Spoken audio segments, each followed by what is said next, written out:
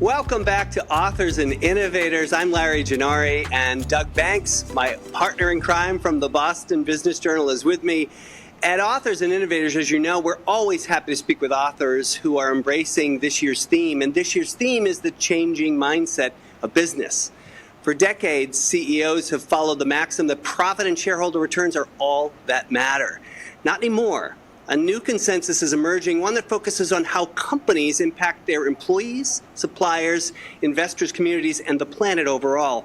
Today, we're talking to MIT professor Zeynep Ton about her fascinating new book, The Case for Good Jobs: How Companies Bring Dignity, Pay, and Meaning to Everyone's Work. Welcome, Professor Ton. We're really pleased to have you. Thank you so much, Larry, and please call me Zaynep. Zeynep, tell us a bit. You've written about this before. This is your second book on the topic. What's a good job, and what's a good job strategy? Yeah, so a good job can mean different things to different people. We might all think about a sense of belonging, achievement, recognition, meaning, meaningfulness of the job differently. But at its core, one of the most critical aspects of a good job is to be paid enough to be able to take control over your life. And for too many Americans, tens of millions of people don't make enough to make ends meet. They have multiple jobs. They can't sleep. They're constantly thinking about money problems. And when you're in that state where low incomes affect your mental health, your physical health, your cognitive ability, then all the other things like recognition parties, belonging parties, pizza parties, they're just a band-aid on a wound. So pay is such a critical determinant of a good job. Now, pay alone doesn't make a good job, a job a good job, of course, but absence of sufficient pay, we have found over and over, guarantees a bad job and high turnover. And once turnover is high in organizations, then they end up creating an entire system that makes it very hard for employees to have a sense of belonging, to have a sense of achievement, to have a sense of recognition. And how did you come to this research? Can you give our viewers a bit of a sense of who you are, how you came here, and how you came to be thinking about these important topics? Yeah, it's curious that I talk about jobs because my field is operations management. I started my research looking at retail supply chains. And early on in my work, I found that you talked about mindsets. Early on in my work and in my first book, the Good Job Strategy, I saw two different mindsets driving two possible ways to maximize profits. They're both maximizing profits, but in two different ways. So one mindset is to see labor as just another input to production and see labor as a cost to be minimized. Right. Pay workers as little as possible. And in industries like service industries, frontline service industries that is close to minimum wage and unlivable wages, and operate with high employee turnover. That approach is profitable. There are a lot of companies using that approach, but there's another approach, which is the mindset of that approach is to see employees as human beings who drive performance, who drive profits, who drive differentiation, and invest heavily in them with higher wages, more benefits, more stable schedules, and design their work for high contribution and high productivity and operate with low employee turnover. Now, in my first book, I saw that these both options are profitable options. They're choices companies leaders can make.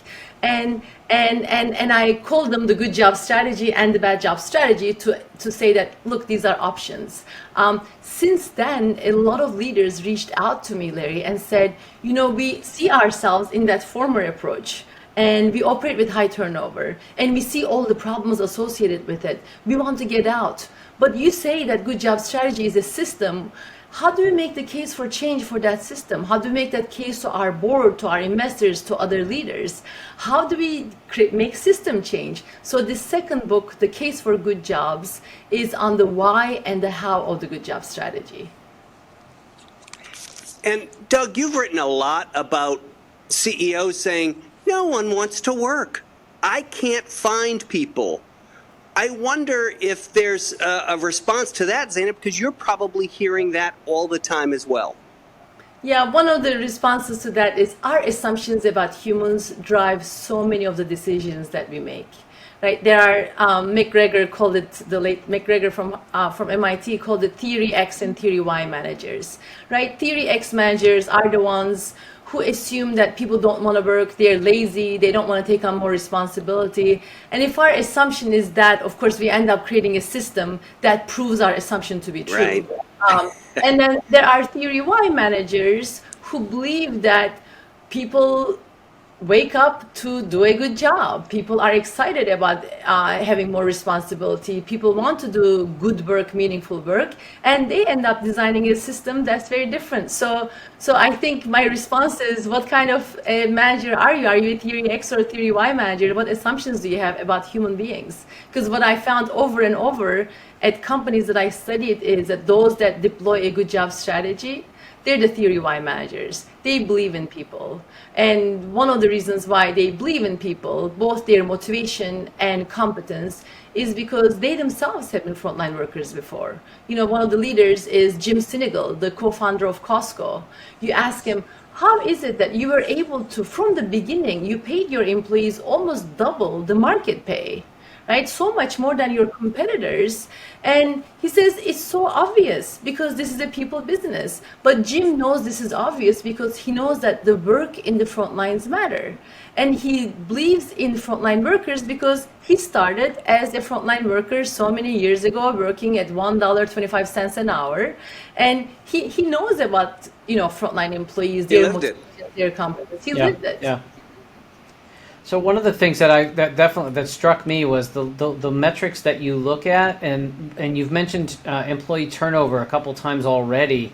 Talk a little bit more about when you're talking to a CEO. I know they're tracking all kinds of metrics, all kinds of numbers, but they don't seem to track the cost of keeping employees in the first place versus constantly training new employees in, you know, what we would call the bad job strategy. Can you talk a little bit more about the key to turnover and good job strategy? Yes, absolutely, Doug. And I'll talk about the cost of low pay and high turnover, and then also the metrics that we emphasize. So one thing that we found was that low pay and high turnover cost companies a lot more than their leaders may realize, right? First, there's a direct cost of employee turnover. This is the cost to replace the workers, right? Recruiting, hiring, onboarding, training, time to full productivity. Those direct costs can be substantial, but they're the smallest cost of turnover. The bigger cost associated with low pay and high turnover is all the operational problems that reduce sales and profits. And this is why, as an operations management professor, I was drawn to this, because early on in my research, I saw that at retail stores, you know, there were so many stockouts that led to lost sales. And those stockouts happened because employees forgot to replenish the merchandise from the back rooms, or they put it in the wrong place, or there weren't enough people to get all the work done. There were so many inventory related problems that increased costs, overtime problems, mistakes, etc. So those are the biggest costs associated with low pay and high turnover. And then there are competitive costs, which are, you know, you can't differentiate in the eyes of your customers. And you have a weak and vulnerable system that disables you from reacting to changes. So those are the biggest costs. When we talk about the good job strategy, one of the things that gets oftentimes confused about the good job strategy is that it is a very customer-centered strategy. So the companies that deploy this, their starting point is, we want to win with our customers. We want to constantly improve the value for our customers. So customer-centric metrics are quite important here. And of course, once you make winning with customers, improving the value for customers the objective, then you think about who does the work to create value for the customers in service businesses. It's the frontline employees. So once you're customer-centric, you have to be frontline-centric. It's not acceptable to operate with high turnover where people don't know what they're doing. It's unacceptable not to empower employees to make decisions for customers. It's unacceptable to be understaffed. So the starting point, though, is the customers and winning with customers. And I love the power of your positive assumption about employees. People want to do a good job. They want to take care of customers. That's hard to do when they're not sure when they're going to be scheduled. They're not sure that they're going to be able to make ends meet with these particular wages that they're getting. Can you speak to some of the great examples? Because as Doug pointed out, there are plenty of CEOs who will say, it's just, how can we afford to do this? And yet, in this terrific book, you talk about people who have Trader Joe's, Costco, others. Can you talk a bit, Zeynep, about how they started and how they got to a pretty good place when it comes to what you use throughout your work, deep care for employees?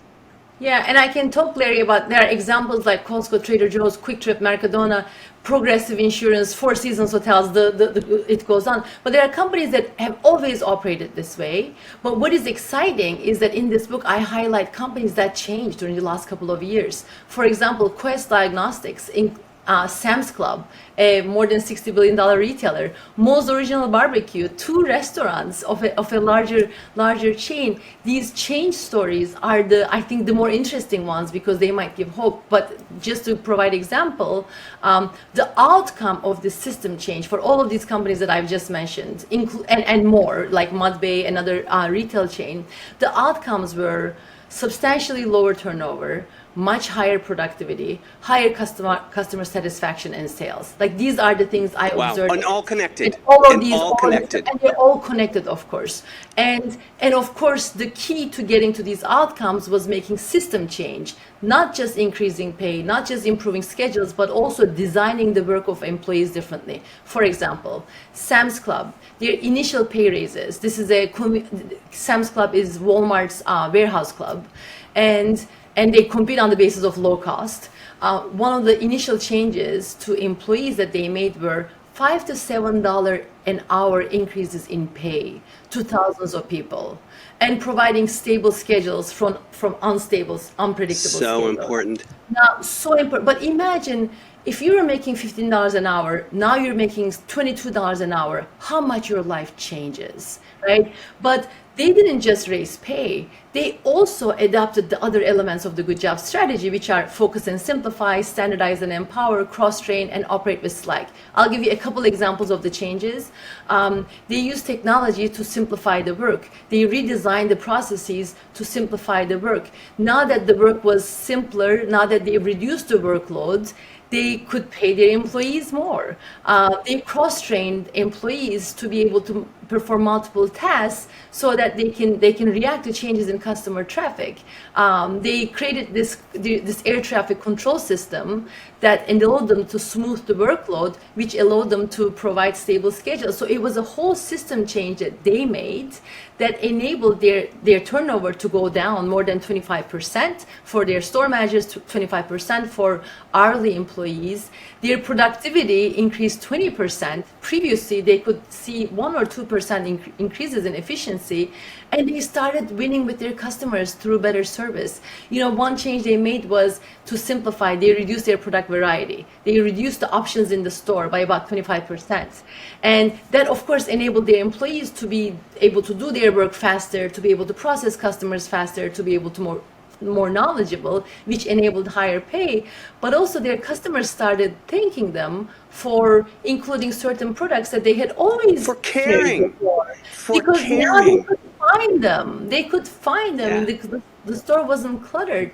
So now you have deep care for your people, but their work is designed for high productivity, and you're creating a lot more value for your customer, and that's how you win. Wow. And this change, Doug, I think there's some BBJ stories in here.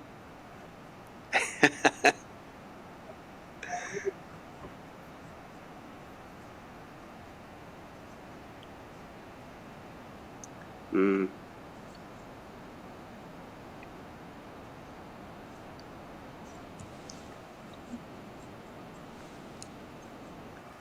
Yeah, I think one thing that we need to be teaching is that market pay is not the right pay. We have to teach about living wages and help our students imagine. And the other thing is teaching systems-based decision making, because oftentimes decisions are made in isolation. And for example, if a company is considering should we raise pay, right? If they look at historical data on what happened the last time they raised pay, they might have realized that last time they raised pay, employee turnover did not go down, Improve. or Oh, yeah. it didn't have a huge impact because pay is the only thing that they changed. They didn't think about it from a systems perspective. But our students, company leaders, are not lab scientists. It's not like you change one thing and you see the outcome. It's the whole system. You Right. have agency to change the system to have much better outcomes. Sam's Club, if all they did was to raise pay, maybe it wouldn't have worked for them. But why is that the status quo? So we have to teach our students systems-based thinking, and we have to teach our students how to imagine. Yeah, look at everything. This was just so eye-opening, Zeynep, in that regard. Tell us a bit about what you're seeing in market trends. Do you see this as a trend?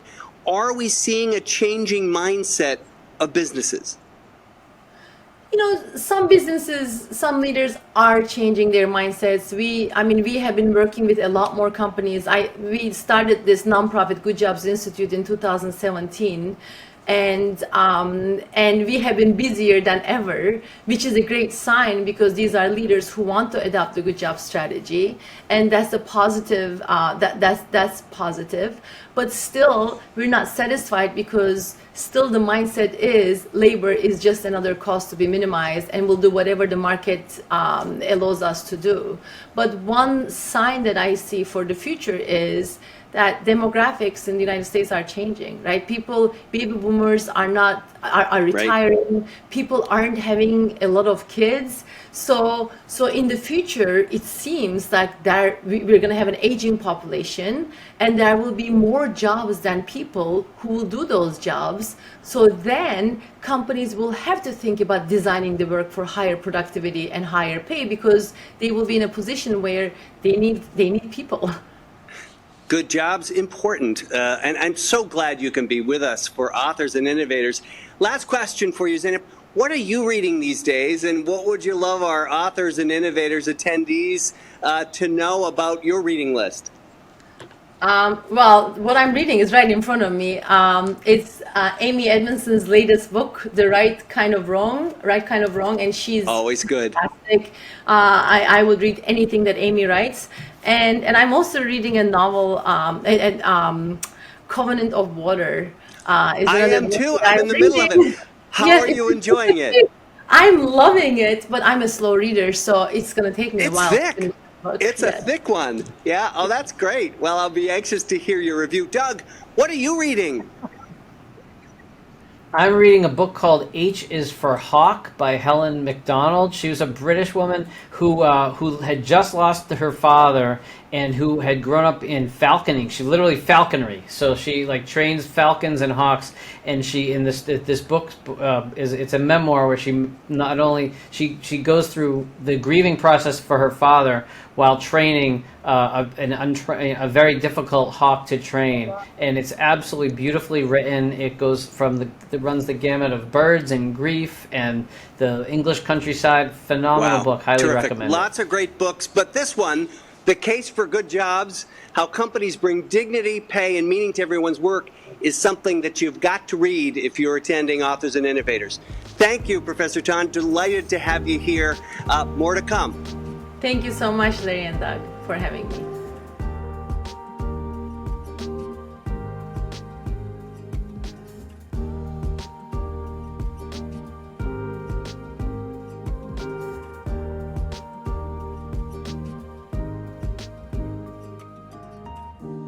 I want to extend a warm Authors and Innovators welcome to Professor Kelly Richmond Pope.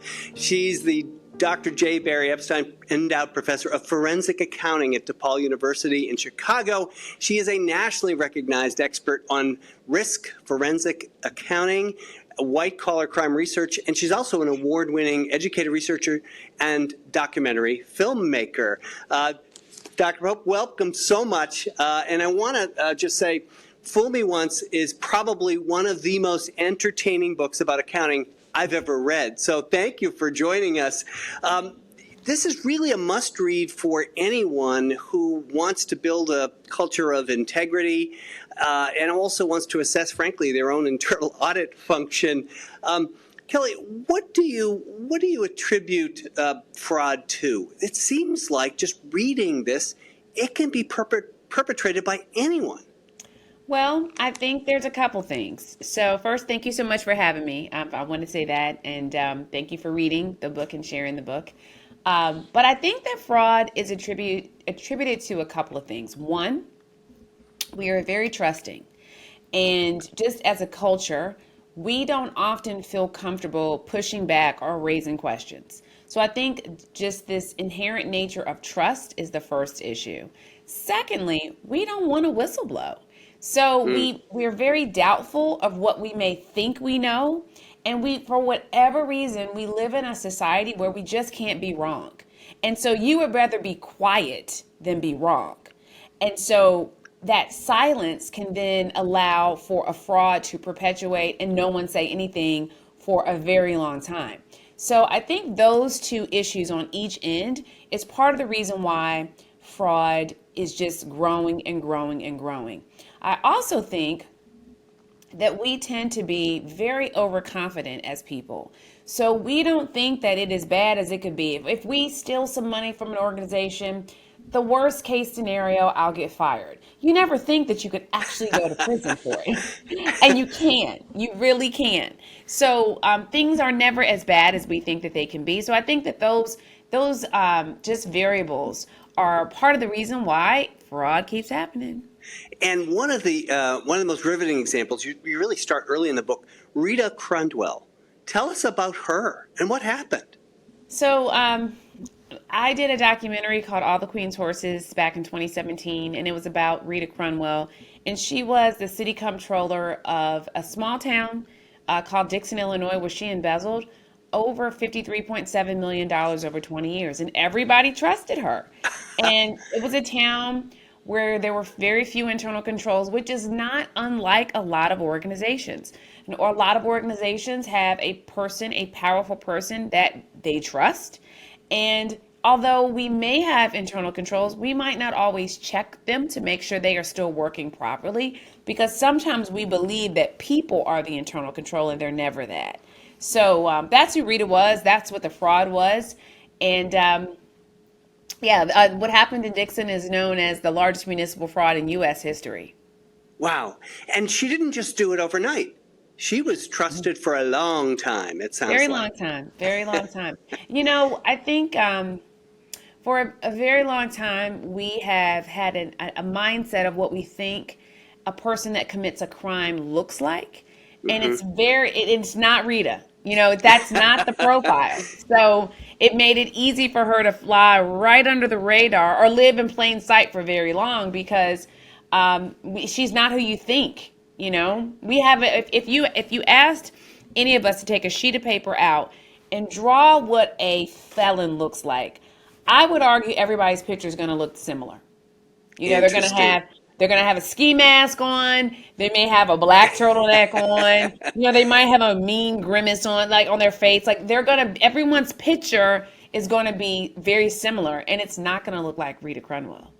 What are some of the red flags if you're talking to our CEOs and future CEOs, Kelly? What do you want them to think about? What are some of the red flags? And then how can they prevent being a victim or being victimized? So when we talk about what are some of the red flags, I think it's really industry specific. So okay. I do think that, but I will say this. I will say that one of the reasons why I'm a proponent that everybody should have a basic understanding of accounting. You should take your financial accounting class, a managerial accounting class, and if you can take a financial statement analysis class. So no matter what the industry, they got to know basic accounting. For no matter what the industry, it all rolls up into the 4 basic financial statements.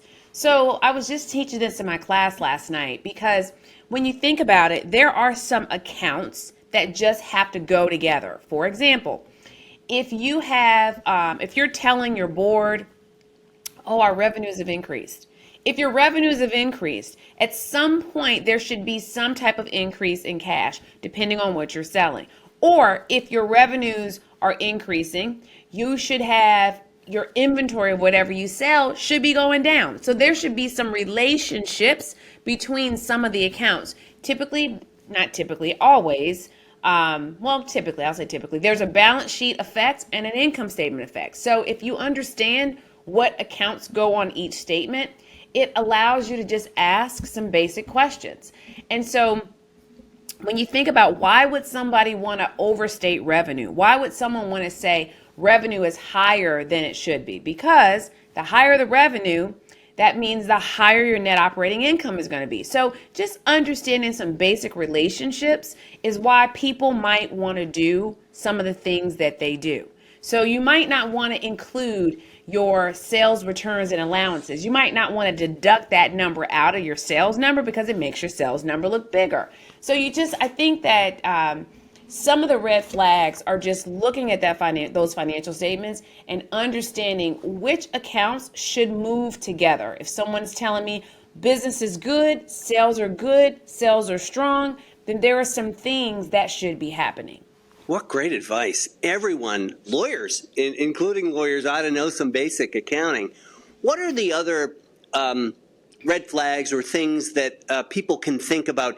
You talk about people going on vacation and just being colleagues with one another, sharing passwords. What could possibly go wrong? Well, I want to go back for 1 second before I answer that, because I don't want our listeners to think that it's just financial matters, because it's non-financial red flags as well. There's a story in the book about this pharmacist by the name of Dr. Robert Courtney. And he had diluted hundreds of thousands of prescriptions, and people weren't getting the proper medical chemotherapy treatment that they thought.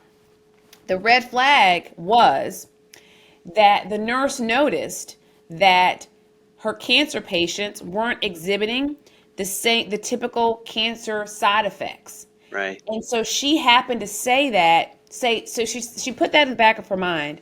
But then she was talking to the pharmaceutical sales rep, and he was saying, how are things going? And she said, oh my goodness, we are so busy. We are slammed. And he said, I'm surprised that you're slammed because your sales from your pharmacist aren't high enough to match what you're saying. If you're so busy, then he would be ordering more from me. So things have to make sense. And so red flags are not always financial. Sometimes they're non-financial. That was a terrific story in the book. And I also liked, as I mentioned, the idea that just being collegial can also lead to this. You talked about people going on vacation and having this culture of sort of covering for each other, sharing passwords. If you'll just cover this for me, I'll take care of it. Those are the kind of things that can slip through cracks too, it feels like. Sure, and we think that it's a kind gesture. If I said, Larry, listen, just log on as me. I know you need to get this done. Just go ahead, log on as me. I trust you. And for all I know, you could log on and have a field day doing something. Who knows that you wouldn't? We're just doing hypothetically, of course. Yeah. But we are so trusting, and we feel like we know people so well. And we really never know what they're totally going through. So it's just, we have to remember that internal controls are to protect us all. They are to protect us all, protect us from ourselves. And that's what we actually need more than we think we do. Well stated. And this is so much a book also about the human condition. You talk about different categories of offenders, the narcissist, somebody it's accidental, or the righteous kind of offender. Can you give the potential readers and our audience a sense of what that looks like? Sure. What I wanted to do is I wanted to open this fraud universe, if you will, to a larger audience, because a lot of times when we are watching shows or listening to true crime podcasts, what we're listening to is a fascinating story about an intentional perpetrator, somebody that sets out to defraud. And we find it so fascinating because we know I would never do that. I'm never going to be Bernard Madoff. I'm never going to do something like that. I'm never going to intentionally defraud someone.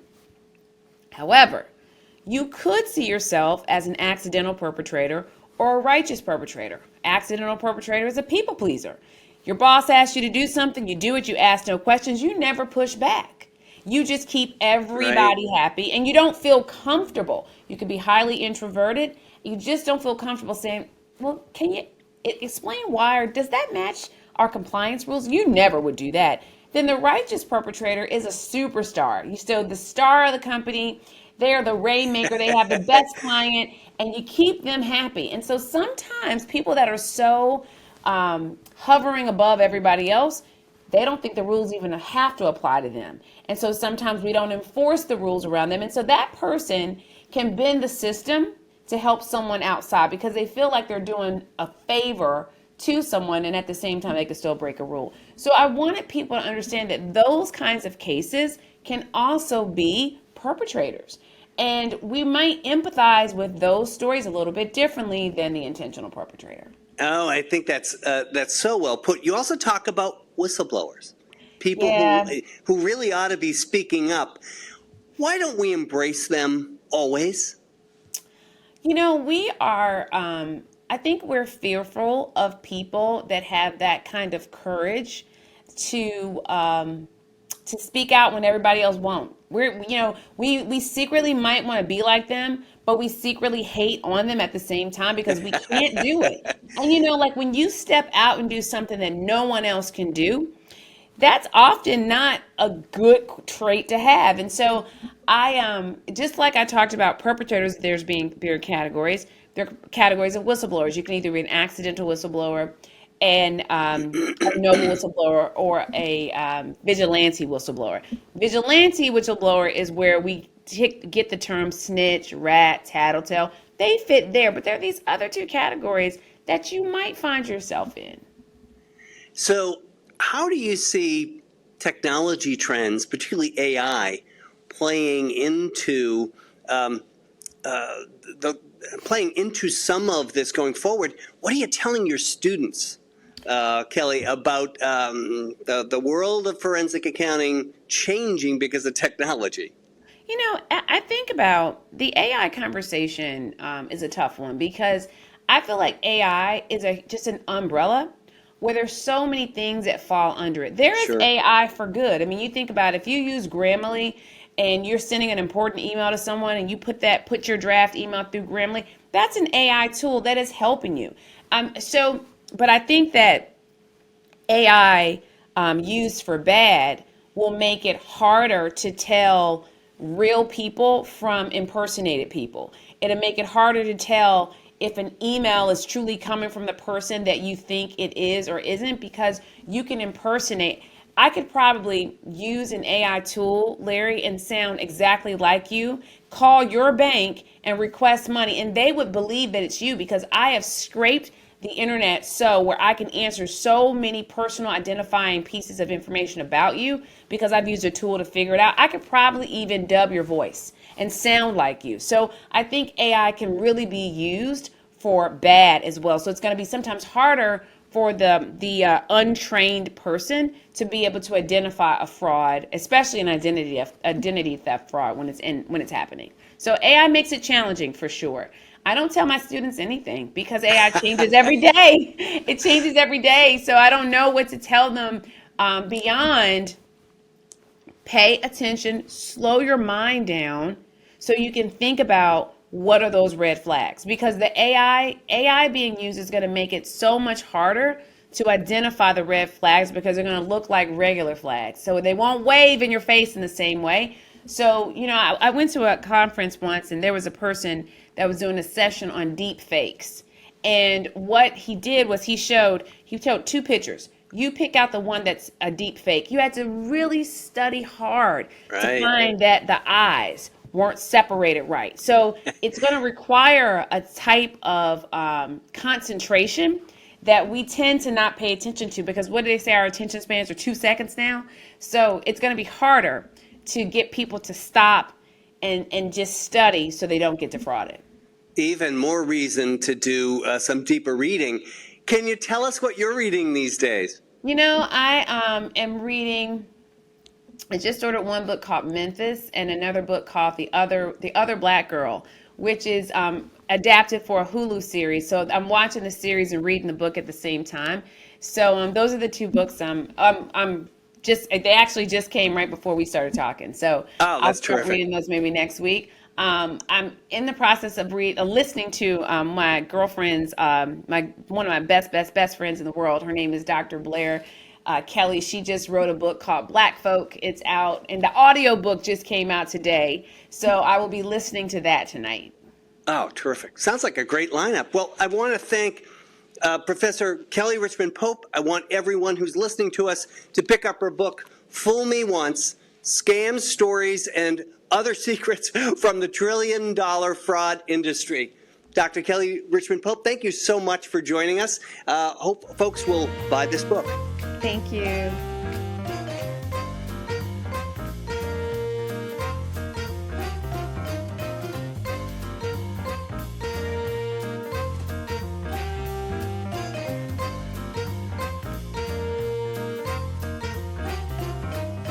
We're speaking with authors, entrepreneurs, and innovators, and we're embracing this year's theme, the changing mindset of business. Ron Levin is all three of those things, and I'm delighted we're going to have a chance to speak with him. Ron is the managing partner of Alumni Ventures Seed Fund, a venture fund investing in promising seed stage pre-revenue companies, and as we're about to find out, companies that are solving a problem, a real problem, a societal problem. His new book, Higher Purpose Venture Capital, 50 venture-backed startups that are uplifting humanity through social and financial inclusion, features 50 early-stage technology-driven business ventures that are making a positive difference in the world. He interviews them about their mission, their vision, their values, and most importantly, my favorite part of the book is the section after each called Ron's Take. So we're getting a sense of Ron taking us on this adventure. Ron Levin, welcome. Delighted that this book is now out. Ron, let me ask you this. You've been doing this as an investor for a very long time, and everyone listening to us thinks that most venture capitalists commit themselves to the sole focus of ROI for the fund investors. What's your perspective, and how did you come to appreciate higher purpose companies? Sure. Thank you, Larry, first of all, for having me. I appreciate the invitation. Great to share the story, and excited to have my first book out, so the opportunity to kind of share some of my thinking with the world. So, yeah, I mean, you really kind of started with the big question on social impact investing, right? What ROI? Does impact investing lead to higher returns, lower returns? Is it neutral? And I think the real honest answer is nobody really knows, because it's lies, damn lies, and statistics. Right. Any way you collect the data, slice the data, you can tailor it to get whatever result you're looking for. And there are results of various surveys on this that can show this in any dimension. So, one simple example is healthcare investing. I would argue almost every company I look at within the healthcare space is in one way or another going to have some sort of positive social impact, or at least striving to. Well, if investors weren't interested in impact, you would never have any healthcare companies, because you wouldn't have investors to back them. So I think there's a little bit of a false narrative around compromising financial returns for social impact. That being said, I do think there are investors out there who feel that it's important to support companies that are going to have an impact on society, that's part of their legacy, that's part of their mission. And they should be proactively investing in companies that may be mission-oriented, almost regardless of whether you're going to get an extra point or two here or there, on those investments. So I think it's a difficult question to really answer in all honesty, and no one's really kind of nailed it down. But there are many investors who feel that they're not only out to maximize their own individual earnings potential, but also to do some good for the world. I argue that you can do both, and probably more investors should be doing both. So what a refreshing take. So for you, it isn't just checking a box.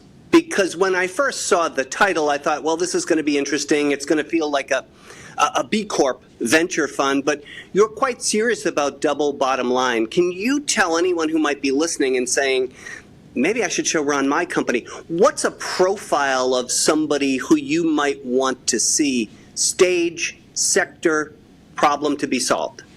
Sure. So in my world, yes, I'm a very active pre-seed and seed investor. So I invest in basically technology-driven businesses. not every impact venture will necessarily qualify. Not everyone is trying to scale and find a solution for all of humanity necessarily. But with technology, the advantage is that solutions can and do scale. So that's why venture capitalists choose sort of tech as kind of the primary focus area of what we generally invest in. And so I look for entrepreneurs who are solving big problems. I get in very early, which is obviously the riskiest point to invest. Often pre-revenue, not always, but quite frequently they can be pre-revenue, but at least a good idea with a founder who has something in their background that tells me they may have it to kind of execute and build a real serious company. So I'm looking for big markets, the opportunity to say, if this succeeds, it could succeed in a really big way. And I like founders who either bring some deep knowledge, experience, some of it from real lived experiences, which is the case for really most of the founders that I profile in this book, but also solving problems that if they can work on a small scale, they could potentially work on a grand scale. And they're doing something innovative, something that really hasn't been either done or hasn't been made mainstream yet. And I wanted to share these ideas and kind of get them out there. Not to even so much to inspire other entrepreneurs, though I'd love to do that, but also to really inspire investors to back founders like this. Because many of the ones in my book in particular are because we focus on social and wealth inequality. You know, I come from a place in the venture capital industry where many of us, both the VCs and the angel investors, you know, we come from, many of us, from some measure of privilege. We've attended top schools, you know. A fairly small minority of us really grew up kind of at that bottom of the pyramid, so to speak. So some of the problems we're dealing with are not necessarily even problems that we've had to face ourselves as investors. But I think it's important to share these stories because these are still very large markets, very large opportunities, and the potential impact you can have is absolutely enormous. So that's why I thought it was important to kind of bridge this gap between investor backgrounds and some of the founders who may come from more difficult early kind of childhood circumstances or who have had some lived experience that have brought them to solving, you know, a bigger problem than what's, you know, right in front of their face necessarily. Ron, I want to talk a little bit about your lived experience. You're a storyteller. When you and I connected about this, you immediately started with, these are cool investments, this is who I am. Tell the folks who might say, this VC fund seems to make sense to me. This guy might be a partner. Talk a little bit about your own experience and how you came to this and how you came to embrace these stories. Sure. So I got into venture capital officially here at Alumni Ventures about 4.5 years ago. Had been doing a little bit of angel investing before that. I had previously been on the other side of the table. So after a number of sort of corporate and consulting type sort of post-MBA roles, got back into travel technology, which is sort of bridging my two main interests, innovation and travel, which I love personally and also professionally. And had started a company in Barcelona called Travel Perk, now a unicorn company. It's done very well, but most credit to my co-founders as I left fairly early days. But I was responsible for raising our first capital. So I'd kind of been on the fundraising side of the table, started getting into kind of the ecosystem of venture and angel investors, started doing a little bit of investing myself. I relocated back home to Boston in 2016, sort of picked that up, discovered Alumni Ventures initially as an investor myself, and then after some time of getting to know the team, had the opportunity to come and work here full time. And the great thing here is we're very active co-investors, so we don't lead rounds. So I'm not on a lot of boards or anything, but we do co-invest alongside leading VCs, and we invest very actively. We were actually the most active VC firm in the country last year on deal volume. Wow. And I'm obviously not doing all of these deals myself, but one of about 50 or 60 colleagues on the investment side here. But because I'm so active, I had the opportunity to look at many, many different companies in many industries. And I started noticing a pattern in myself that I was getting particularly enthusiastic when I had the opportunity to invest in a company that was solving a really substantial societal problem. And there was one common theme that I sort of brought them together. which was around the inequality issues, because I think this is one of the major Right. social, categories of problem to be solved, sort of along with climate tech, which I felt like has been explored a little bit more. So I went a little bit further into more of this inequality issue and solving problems for people who don't have a voice. So a little bit of social justice wrapped up in capitalism. And so I decided to channel that, and beginning of 2022, I started blogging about, initially a few of the companies that I'd invested in, and they range from ed tech to fintech to housing and food security and disability tech and all kinds of different aspects, and wanted to elevate the story of some of these founders. But I also used the blog as a platform to get to know other founders, companies that I'd read about or thought were on an interesting mission. I just wanted the opportunity to get to meet the founder. So I used the blog as the basis. Yeah, the blog's terrific. Tell people where they can find you so that they can read more. Yeah, I appreciate it. So similar to the book name Higher Purpose Venture Capital, it's the Higher Purpose Venture Capital blog. And it's my name, ronlevin.substack.com. I currently publish about every 2 weeks. Initially I was doing it more frequently, but with various time constraints and such, sort of pulled back about You got to look at companies. Ron, what would you say to the founders who might be listening who are deciding between traditional C corporation structure, B corporation structure, nonprofit?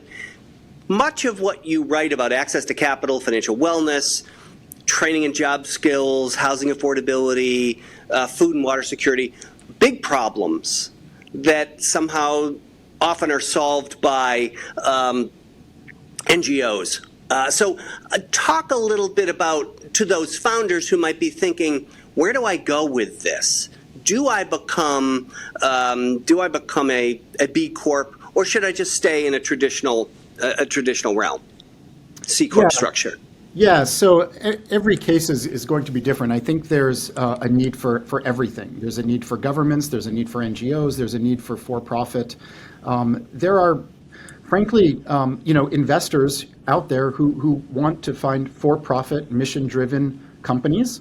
And you see on a broader scale, particularly with the larger companies, the whole shift toward ESG and operating ethically and responsibly. So this goes across the business spectrum. I think if there's an idea that, would really benefit from scale and has revenue opportunity and profitability opportunity, I don't think an entrepreneur should be held back by the idea of, oh boy, this is for profit. Is that really what I stand for? I think there's a lot of good that can come from for-profit businesses. And, frankly, if you feel guilty about generating a profit, you can always, donate.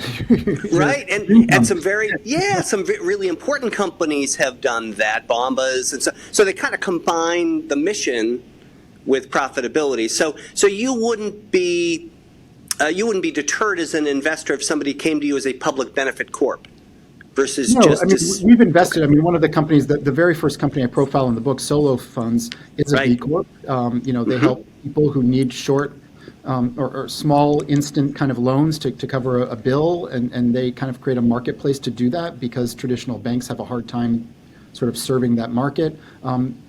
They're a B Corp, Black founder-led company, very mission-driven. So yes, I think it's a great model, and I think every sort of entrepreneur, if you're considering which way to go, you may even pivot. I talked recently with the founder of one of the other companies that I published in the book, Cause, which is a platform for charitable giving, and he said, since the book basically went to press, I've actually decided to pivot and go toward a nonprofit model because of certain things that I learned as I went along, and so just kind of being open to being agile as your early stage. There might be opportunities even to shift gears, and I'm sure it's gone the other way too at times. I will tell anyone who's reading this, they need to be sitting near a laptop because they're going to want to look up every single company that you profile. That's the your enthusiasm is infectious for so many of these companies, Ron, and I just found it fascinating. And it struck me that it's down to basics, that so many of these companies are solving a problem. And I wonder if you had this reaction too. When they get up and running, when they have a business plan, you think, someone's not doing that? this makes total sense. So I found that really, really refreshing. Do you, and it's an unfair question, but I'm going to ask it anyway. Do you have a favorite that you looked at? You look at over 50 companies. Is there one that you sort of leaned in and knew from the start and said, this is going to be a winner? I have to do this, personal, financial, whatever reason. So I'm asking you to pick your favorite child out of the 50, and you can hedge if you'd like, but there it is. That's my question. Yeah, I appreciate it. So, yeah, I mean, the easy way out is like, I love all my children equally, and they're great, but they're yeah, I'm happy to, give, an example. I love the company Boundless, for example, right. Which is for basically serving individuals immigrating to the United States, looking for an easier path to deal with all of the complicated forms and processes. So I'm a child of an immigrant father. My wife is an immigrant. Her parents came over as immigrants. So a lot of connections to immigration. But what Boundless is really disrupting and doing, and like the how come no one has done this before, is that if you've been through the process of trying to obtain a resident visa, right, or whatever the status might be, you're typically very nervous because you want to absolutely make sure this is done correctly, and it can be very complicated and confusing, and there could be language issues, et cetera. But Boundless is saying you don't need to hire the lawyer. So instead of spending $5,000 or $10,000 on a lawyer, which is presumably the safe path, or doing it on your own, where you may make some inadvertent mistakes or whatever, come to us. We use technology because a lot of this process is very repeatable. So we're experts. We do have humans here also to double check everything, come and use us, and we'll save you thousands of dollars. And by the way, our success rate is 99.7%. Yeah, it's so impressive. So the Dow tells me, it's actually more like 99.9%. But if he says that publicly, no one will believe him. Yeah, I love that story. Ron, last question. What are you reading? What are you watching in addition to your full plate of investment opportunities? What's grabbing your interest in terms of reading or watching? Sure. Yeah. So, I mean, it kind of changes week to week. I try to go through things pretty quickly, and it's sort of a mix of physical reading and audible, of course, when I'm on the move. One thing, having gone through this book, is you start reading about other books and hearing about other books. I think one that I'm reading right now is from a couple of years ago. It's called Your Essential Guide to Sustainable Investing, and I think it really dives into the first question you asked about the balance of ROI with impact. And so for anyone who's really interested in understanding the data and the statistics around this and why it's a confusing question to really answer solidly, I would recommend that book. And one just more on the personal interest, and I do mostly nonfiction. But the recent memoir, Page Boy, by the actor Elliot sure. who went through a transition recently. I'm really fascinated by people who've had to go through, really big obstacles with their life and had to deal with, criticism and society that maybe wasn't ready. But I think I really find it important that people share stories of being who they are, even when it's kind of an uncomfortable story to tell. So I've kind of only just started that one, but that's kind of a second book that I'm reading right now.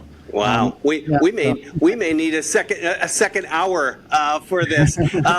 Folks, the book is Higher Purpose Venture Capital, 50 venture-backed startups that are uplifting humanity through social and financial inclusion. Ron Levin, thank you very much. Hoping that people will see this and, most importantly, buy the book. I really Thanks again. appreciate that. Thank you, Larry.